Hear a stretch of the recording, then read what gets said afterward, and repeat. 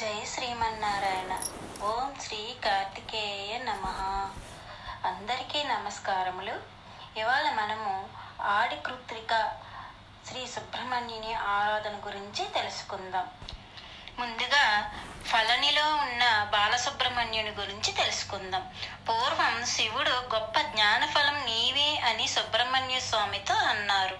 తమిళంలోని ఫలంని అనే పేరు కాలక్రమంలో ఫలనిగా మారింది. అదే ఫలని క్షేత్రం. ఒకసారి నారదుడు అమూల్యమైన జ్ఞాన ఫలాన్ని తీసుకొని కైలాసానికి వెళ్ళాడు. దానిని ముక్కలు చేయకుండా తినమని కోరాడు. పార్వతి ఆ ఫలాన్ని కుమారులకు ఇవ్వాలనుకుంది. ఎవరైతే ముందుగా ఈ భూప్రదక్షిణం చేసి వస్తారో వారికి ఈ ఫలం ఇస్తాను అని పార్వతీదేవి పలకడంతోనే సుబ్రహ్మణ్య స్వామి తన వాహనమైన నెమలిని అధిరోహించి బయలుదేరారు. వేగంగా ప్రయాణించలేని వినాయకుడు ఆలోచించి తన తల్లిదండ్రుల చుట్టూ ప్రదక్షిణలు చేసి భూప్రదక్షిణ ఫలాన్ని నారదుడికిచ్చిన జ్ఞాన ఫలాన్ని కూడా సొంతం చేసుకున్నారు. దాంతో అలిగిన సుబ్రహ్మణ్య స్వామి కైలాసం వదిలి ప్రస్తుతం ఫలని ఉన్న కొండపైకి వచ్చి కొలువు తీరినట్లు తలపురాణం చెప్తుందన్నమాట. ఈ ఆడి కృత్తిక శ్రీ సుబ్రహ్మణ్యుని ఆరాధనకు విశేషమైన రోజు. ఆషాఢ మాసంలో కృత్తికా నక్షత్రం వచ్చే రోజుని ఆడి కృత్తిక అంటారు. ఇది సుబ్రహ్మణ్యునికి అత్యంత ప్రీతికరమైన రోజు.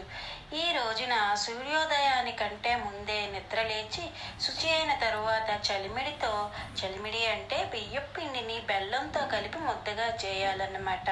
ఆవునేతితో 3 ఒత్తుల దీపాన్ని శివపార్వతుల కుటుంబం అంటే శివుడు, పార్వతీదేవి, వినాయకుడు, సుబ్రహ్మణ్యుడు చిత్రపటం ముందు వెలిగించాలి. చిమ్లీ అంటే తెల్ల నువ్వులు బెల్లంతో కలిపి చేసిన చిమ్లీని, పచ్చిపాలుని, వడపప్పు అంటే నానబెట్టిన పెసరపప్పుని, అరటి పండ్లను, తాంబూలం ఇవన్నీ నివేదించి సుబ్రహ్మణ్యుని స్తోత్రాలు, సుబ్రహ్మణ్య జన్మ వృత్తాంతం చదువుకొని సాయంత్రం వరకు ఉపవసించి సాయంత్రం నక్షత్ర దర్శనం చేసుకొని ప్రసాదంగా పిండి దీపం, చిమ్లి, వడపప్పు, అరటి పండ్లు స్వీకరించాలి. ముందు రోజు రాత్రి మరియు ఆ రోజు రాత్రి బ్రహ్మచర్యం పాటించాలి. ఇలా చేయడం వలన సుబ్రహ్మణ్య స్వామి వారి విశేష అనుగ్రహం కలుగుతుంది. పిల్లలు వృద్ధిలోకి వస్తారు. మందమతిలో, జడుల్లో మతి స్థిమితం సరిగ్గా లేని పిల్లలకు ఈ పూజ అమృత తుల్యంగా పనిచేస్తుంది. అందరికీ జ్ఞానం కలుగుతుంది. సుబ్రహ్మణ్యుడు ఉత్తమమైన జ్ఞానం కలిగిస్తాడు. ఇది తమిళనాడులో ఎంతో విశేషంగా జరుపుకునే పండుగ. మన తెలుగు రాష్ట్రాల్లో అంతగా ప్రాచుర్యం లేదు. తమిళనాడుకు సమీపంలో ఉన్న ఊర్లలో మాత్రమే జరుపుకుంటారు. అసలు ఎందుకు ఈ కృతికకు అంత ప్రత్యేకత అని తెలుసుకుందాం. తమిళులకు ఏ మాసమైనా పౌర్ణమి రోజుతో మొదలవుతుంది కనుక ఆషాఢ పౌర్ణమి నుండి వారికి ఆషాఢ మాసం ప్రారంభమవుతుందన్నమాట. మనకు ఆషాఢ మాసంలో బహుళ ఏకాదశి నుండి దక్షిణాయనం ప్రారంభమవుతుంది. అదే తమిళులకు తొలి శుద్ధ ఏకాదశి అన్నమాట. అంతేకాదు దక్షిణాయనం ముఖ్యంగా పితృదేవతల ఆరాధనకు ప్రీతికరమైనది. పార్వతీదేవి సుబ్రహ్మణ్యుని మాతృకలైన కృత్తికలకు ఏ మాసంలోనైనా కృత్తికా నక్షత్రం రోజున ఎవరైతే సుబ్రహ్మణ్య స్వామి వారిని ఆరాధిస్తారో వారికి సుబ్రహ్మణ్యుని సంపూర్ణ అనుగ్రహం కలుగుతుందని వరం ప్రసాదించిందంట.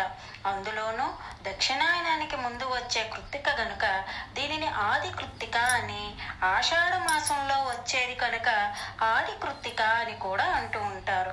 అందుకే ఆషాఢ ఆడి కృత్తిక సుబ్రహ్మణ్యుని ఆరాధనకు ఎంతో శ్రేయస్కరమైనది.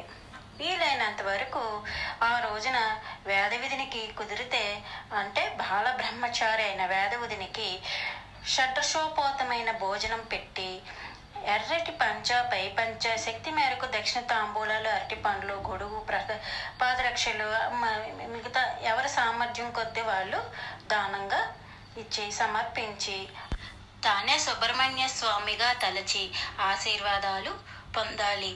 ఒకవేళ ఎవరూ దొరకకపోయిన పక్షంలో పశుపక్షాదులకైనా ఆహారం పెట్టి సుబ్రహ్మణ్య స్వామి ఆశీస్సులు పొందగలగాలి. జై శరవణ భవ.